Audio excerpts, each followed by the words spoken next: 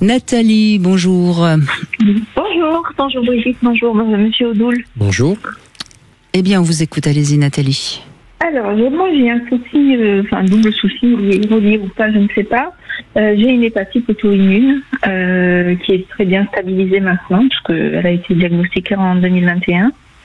J'ai fait beaucoup de recherches par rapport au foie et à cette organe-là. J'ai compris beaucoup de choses, donc c'est vrai que peut-être ça a participé au fait que maintenant elle est stabilisée et que j'ai un traitement qui est vraiment minime. Et j'ai un autre souci que je n'arrive pas à interpréter. C'est une toux très persistante avec des quintes de toux très violentes, sèches, 4 à 5 fois par jour, la nuit de temps en temps. Mais vraiment c'est très violent et c'est une toux très irritative. Et c'est aussi une sensation de... comme si tout mon arbre pulmonaire était un petit peu, pas un petit peu, très irrité. Et je le ressens encore plus quand, par exemple, je suis dans mon lit sur le dos et que je me tourne sur le côté. La pression thoracique change et ça croît un petit peu. Et hop, automatiquement, c'est systématique, je tousse. Si je vais dans une piscine, la pression de l'eau me presse un petit peu. Automatiquement, je tousse.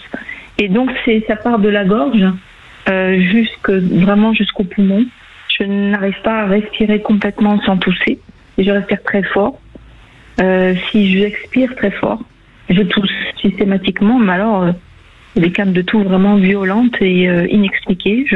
Et depuis quand Depuis quand Ça fait des années. Oui. Ça fait des années. Alors, j'ai vu comment on appelle ça, un pneumologue. J'ai fait des tests de respiratoires. Non, mais de toute façon, quand vous appelez Michel Odoul, c'est parce que vous avez fait tous les examens, qu'il n'y a rien, et donc il reste Michel Odoul. Heureusement que vous êtes là, Michel Odoul. C'est ça, ok. J'ai acheté son livre il y a une dizaine de jours, je ne l'ai pas encore ouvert. Mais donc, du coup, c'est curieux. Ah ben voilà, mais c'est ça le problème. C'est ça le problème. Non, mais c'est intéressant. Bien sûr, oui. On décode quand même un peu vite, mais je laisse Michel Odoul prendre la parole, évidemment.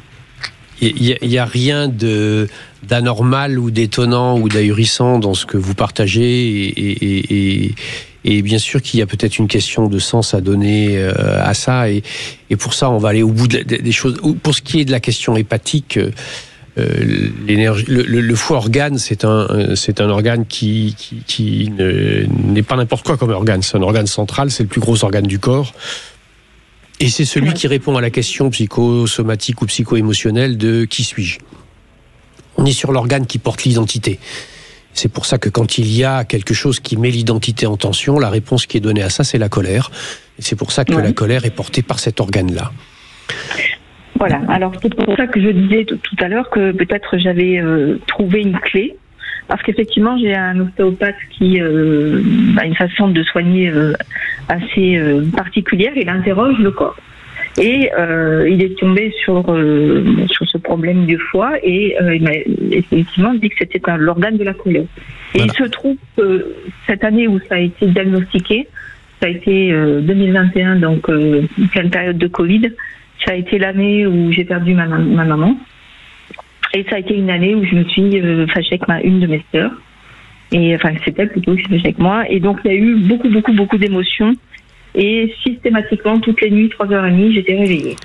Oui, toujours la même heure. Voilà, donc ça parle véritablement de cela. Et ça parle de cela, mais au-delà de ce qui est le seuil même on va dire de la première expression émotionnelle associée au foie qui est la colère, toutes les émotions sont positives, elles se deviennent négatives quand elles sont ce qu'on appelle dysfonctionnelles, c'est-à-dire qu'elles ne sont pas adaptées dans leur intensité ou dans le moment où elles s'expriment. Mais sinon, pour le reste, la colère, c'est l'énergie qui nous permet de dépasser les obstacles. Et donc, elle est quelque chose qui est nécessaire. Mais il faut savoir que dans le champ énergétique, la constitution d'un individu et de ce qu'on appelle son individualité, c'est-à-dire la véritable conscience qui est là de lui-même, elle demande la réponse à deux questions. C'est « qui suis-je ?» Ça, c'est la première et c'est celle qui s'appuie sur l'énergie du foie. Et la deuxième s'appuie sur un organe que vous ne connaissez pas, qui s'appelle le poumon. Le poumon définit le territoire, définit le champ référentiel de vie et d'existence. Et cette définition du territoire a une nécessité fondamentale pour pouvoir se faire, c'est que je considère que j'ai une valeur qui me permet de le définir.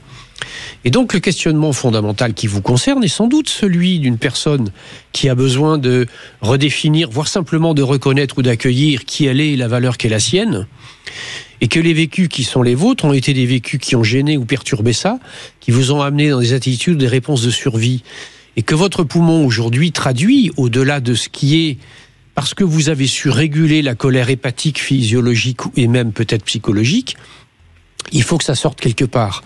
Et la toux que vous avez, c'est une toux d'irritation. C'est-à-dire qu'il y a une transformation de la colère et qui signe que vous avez des choses qui vous insupportent, qui vous irritent à un point inimaginable, qui sont en lien avec effectivement le respect de vous-même, le respect de votre champ territorial de vie, de la manière et du point dont vous observez la vie et le vivant, et qui vous sont profondément difficile à vivre et profondément insupportable. Que vous n'arrivez pas à sortir en quelque sorte. Et il faut que vous crachiez le morceau, c'est-à-dire qu'il faut que vous alliez au bout de cela, pas cracher le morceau vis-à-vis des autres, ça sert à rien de dire aux autres ce qui nous plaît pas et ce qui va pas. Ça c'est complètement illusoire, ça fait partie de ce qui répond au problème du moi. Ça veut dire que c'est au fond de vous-même. Et il faut savoir que quand on répond à des questions sur l'identité, etc., l'identité qui est la nôtre, c'est pas les autres qui nous la donnent, c'est nous qui la constituons et la créons. Et vous êtes dans une phase de vie dans laquelle, effectivement, que ce soit l'hépatique ou que ce soit le pulmonaire, ils viennent parler d'un besoin pour vous de sécuriser le territoire et de le pacifier. Il y a besoin d'une tranquillisation fondamentale.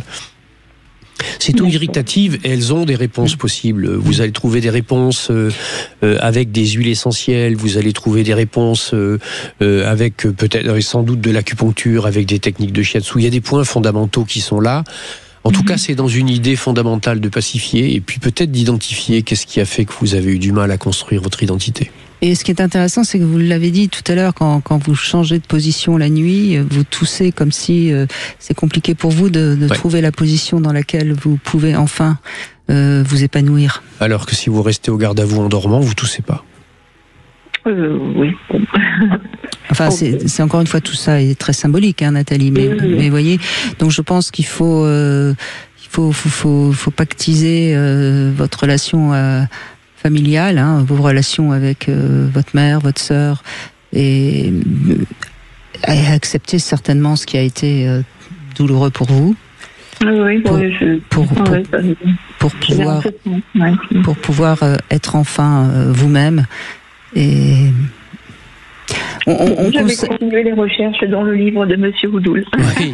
Mais on conseille souvent, Michel et moi, d'écrire parfois ce que vous avez encore sur le cœur, peut-être à votre mère, votre sœur, ou les personnes qui vous ont fait du mal. Ça veut pas dire qu'il faut envoyer les lettres, encore une fois, mais ça permet de sortir. Ça permet de sortir. Pas les garder. Il faut surtout pas les garder ou les envoyer. Ça permet de sortir quelque chose de soi, vous voyez. Et puis, Michel a raison, c'est pas les autres qui nous dictent qui on est, mais ils sont le miroir et c'est en eux qu'on se voit. Mais c'est à nous de nous construire et de nous poser. Puis regardez dans l'histoire que vous nous avez confiée, regardez bien, posez-vous. Qu'est-ce que vous répondez à la question qui suis-je vous concernant ? Et la deuxième des choses, c'est que regardez ce qui s'est passé au moment du confinement, etc. Au moment du confinement, qui est un moment dans lequel justement on a été oppressé, enfermé et peut-être même étouffé. C'est à ce moment-là qu'un certain nombre de choses se sont passées pour vous. Mais n'oubliez pas ce que vous nous avez dit. C'était votre sœur qui s'est mise en colère et qui s'est fâchée. Oui, moi ça, après j'ai beaucoup travaillé là-dessus. Sauf que c'est elle qui a le problème. Ah oui. C'est pas vous. Oui, mais après ma toux, elle est antérieure à ça. Ça fait des années, peut-être 10 ans que je tousse comme ça, donc cette toux, elle devient vraiment problématique pour moi. L'hépatite, on va dire que j'ai un médecin qui m'a bien contrôlé tout ça maintenant, et c'est en bonne évolution. Réfléchissez au rôle que vous vous donniez dans la famille. Oui. Il faut que je travaille là-dessus. Eh bien, allez-y, Nathalie. Et merci de votre confiance, en tout cas, merci beaucoup. Allez, une petite pause, on continue avec Christophe qui nous rejoint dans un instant. Et puis vous, bien sûr, si vous le désirez, vous pouvez toujours encore nous appeler au 0826 300 300. À tout de suite.